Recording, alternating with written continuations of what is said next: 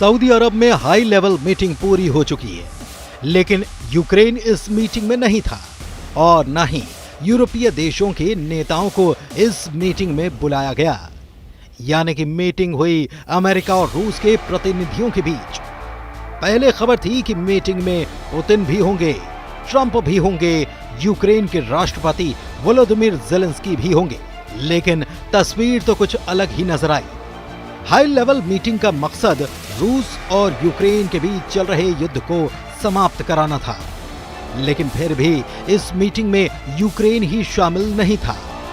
तो फिर इस मीटिंग में कौन कौन आया? मीटिंग में अमेरिका की तरफ से विदेश मंत्री मार्को रूबियो शामिल हुए। अमेरिका के ही एनएसए माइकल वॉट्स इसमें शामिल रहे, जबकि रूस की तरफ से विदेश मंत्री सर्गेई लावरोव और पुतिन के विदेश नीति सलाहकार यूरी उशाकोव इसमें मौजूद रहे। मीटिंग में वॉशिंगटन से विशेष दूत विटकॉफ भी शामिल हुए, जो कि यूक्रेन और रूस दोनों के लिए चर्चा कर रहे थे। लेकिन सवाल ये कि यूक्रेन ही इस बैठक में शामिल क्यों नहीं है? क्या यूक्रेन की तरफ से बैठक के लिए किसी को भेजा ही नहीं गया? तो जवाब है नहीं, यूक्रेन को दरअसल बैठक में बुलाया ही नहीं गया।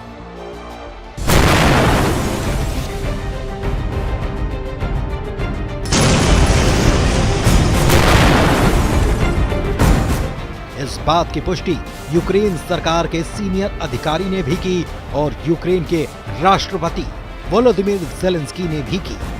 हैरानी की बात यह है कि मीटिंग में यूक्रेन शामिल होगा, ये बात अमेरिका के विशेष दूत कीथ केलॉग ने पहले से कही थी, लेकिन फिर भी यूक्रेन बैठक में नहीं था। यानी कि यूक्रेन को बैठक के लिए बुलाया ही नहीं गया और न ही यूरोपीय देश के नेताओं को बातचीत के लिए आमंत्रित किया गया। सोमवार को रूस के राष्ट्रपति कार्यालय क्रेमलिन के प्रवक्ता दिमित्री पेस्कोव ने दोनों देशों के नेताओं के बीच सऊदी अरब में होने वाली मीटिंग की पुष्टि कर दी थी। लेकिन दूसरी तरफ फ्रांस में भी अचानक से एक मीटिंग बुला दी गई।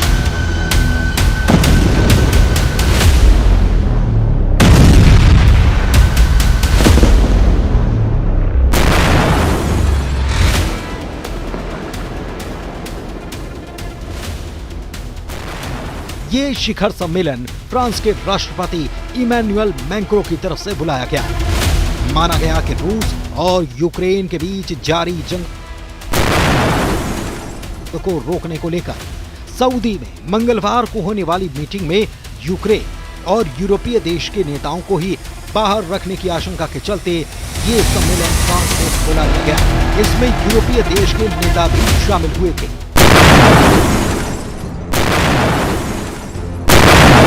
सबसे अहम बात यह कि सम्मेलन में फ्रांस ने वही बात दोहराई जो यूक्रेन के राष्ट्रपति ज़ेलेंस्की करते नजर आए।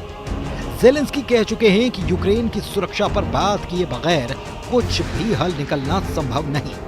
वो नाटो में शामिल होने की बात करते हैं और वो इसे सबसे सस्ता और महफूज विकल्प मानते हैं।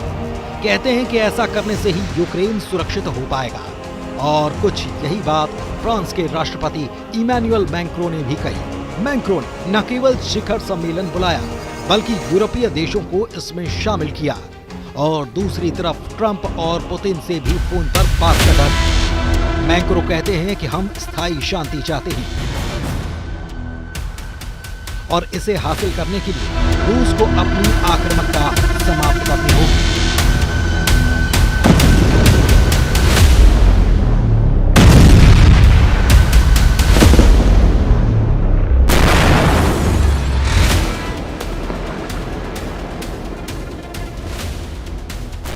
इसके साथ ही यूक्रेन के लिए विश्वसनीय सुरक्षा गारंटी सुनिश्चित करनी होगी। वक्त सीज़फायर मिन्स्क समझौते की तरह नाकाम हो सकता है। ये सारी बात फ्रांस के राष्ट्रपति ने सोशल मीडिया साइट एक्स पर भी लिखी। दूसरी तरफ ब्रिटेन के पीएम की तरफ से भी चौंकाने वाला बयान आ गया है। मैक्रों की मीटिंग बुलाने के पहले ब्रिटेन के पीएम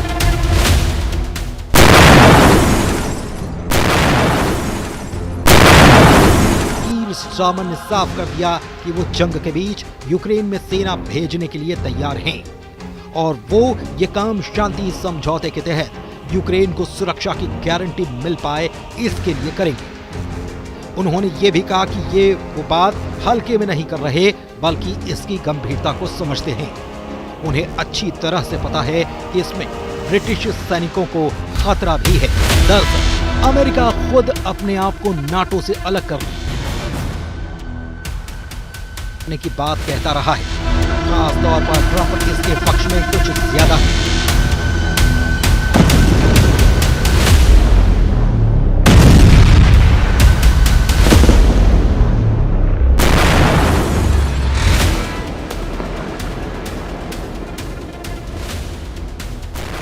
हो सकता है कि ट्रंप नाटो से बाहर ना भी जाएं, लेकिन वो बार बार ये बयान देकर नाटो अमेरिका पर निर्भरता को शायद कम करना चाहते हैं। इसीलिए उन्होंने ये भी कहा था कि अब यूक्रेन की सुरक्षा के लिए यूरोपियन देशों को आगे आना चाहिए, ताकि अमेरिका दुनिया में दूसरी तरफ चल रही समस्याओं पर अपना फोकस कर पाए। अब इस मीटिंग में हुआ क्या है,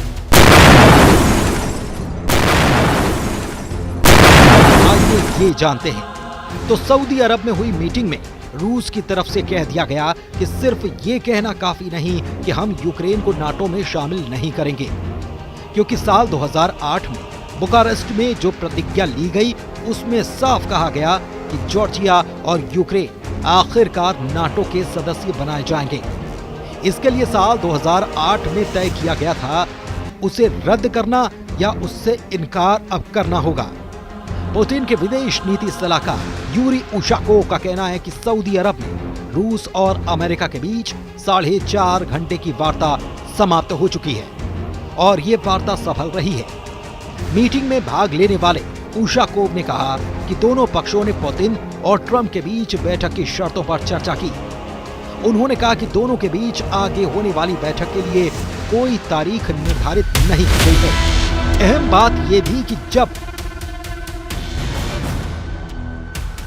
अमेरिका रूस वार्ता यूक्रेन के बिना सऊदी अरब में हो रही थी, उसी दौरान यूक्रेन के राष्ट्रपति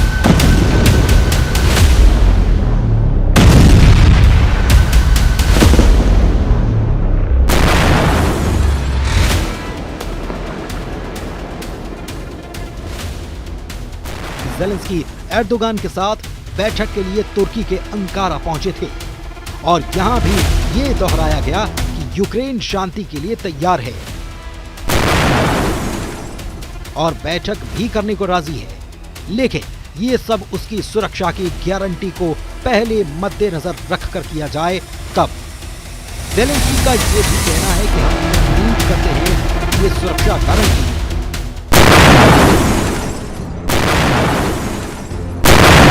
अमेरिका, यूरोपीय संघ, तुर्की और पूरे यूरोप के द्वारा प्रदान की जाएगी। हम किसी भी हाल में अपने अस्थायी रूप से कब्जे वाले क्षेत्रों को रूस के हिस्से के रूप में मान्यता नहीं देंगे, वे यूक्रेन का ही हिस्सा हैं। दूसरी तरफ European Union chief Ursula von der Leyen ने अमेरिकी दूत कीथ केलॉग से बात करते हुए कहा कि यूरोप ने किसी अन्य की तुलना में यूक्रेन को वित्तीय और सैन्य रूप से ज्यादा मदद की है और हम आगे और कदम बढ़ाएंगे। यूक्रेन के लिए न्याय संगत और स्थायी शांति प्रदान करने के लिए अमेरिका के साथ साझेदारी हम करना चाहते हैं और अभी का वक्त काफी क्रूशियल भी है। कुल मिलाकर सऊदी अरब की मीटिंग में अमेरिका और रूस के अधिकारियों की तो आपस में बात हुई, लेकिन यूक्रेन इससे गायब रहा, जबकि यूक्रेन के राष्ट्रपति वोलोदिमीर ज़ेलेंस्की नाटो और यूरोपियन देशों को साथ में जुटे हुए हैं।